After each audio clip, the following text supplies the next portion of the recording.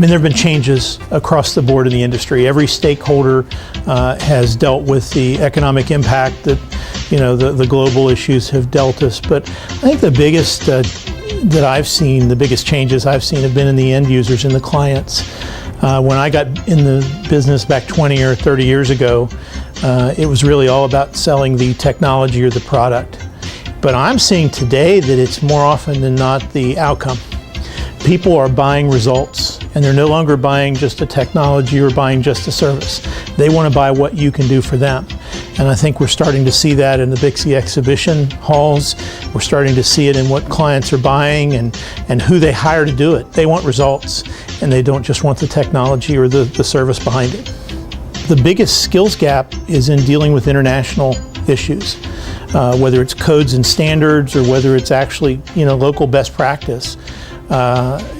What we saw 20 or 25 years ago was that every large, say, Fortune 500 company was a collection of regional organizations. That evolved into the guy that owned the regional or gal that owned the regional now had national or half of the US, and that then evolved into global. But what happened was we've carried a lot of the practices in managing IT and ITS to the point where you have disjointed purchasing, you have disjointed service delivery, and the standards penetration isn't what it should be.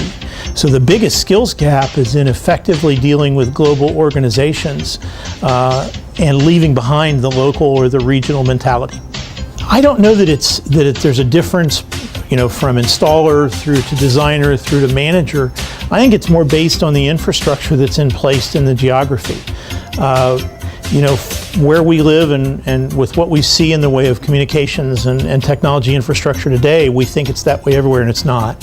You have some countries that are very advanced, and you have some that are very old. And the biggest thing that I see is we've got aging technology. We've got technology that's been around in a while. So the challenges and the skills needed to deal with an aging infrastructure and refreshing that are very different than a third world company who's building it for the first time.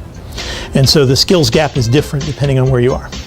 All of them required some level of verifiable past experience in order to be able to do it. I mean, you've got the opposite ends of the spectrum. The RCDD requires design experience in telecommunications or ITS, all the way through to the CPP, which requires 7 years of law enforcement or private security. Very, very, very different backgrounds. I think in a lot of respects from the exams that I've taken that BICSI is one of the leaders in the area of providing application-based questions mixed in with knowledge-based.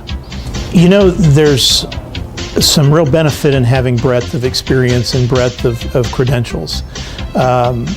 I will tell you that I've got a combination of security and of ITS credentials as well as some business background. 10 years ago, they were pretty siloed. So I think that today, the generalist or the person who's a specialist in multiple areas is in a lot higher demand, and it's enabled me to be more relevant more than in one community at a time. The one question that just looms above all the others that I've asked a lot of professionals in a couple of different industries is, who will you be working for in the next 5 years?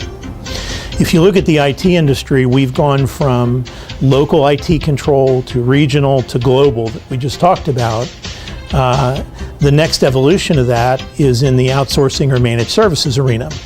What I see changing is that once a company adopts outsourcing, and once convergence really runs its full cycle and you get audio-visual or you get security, it's now an IP appliance.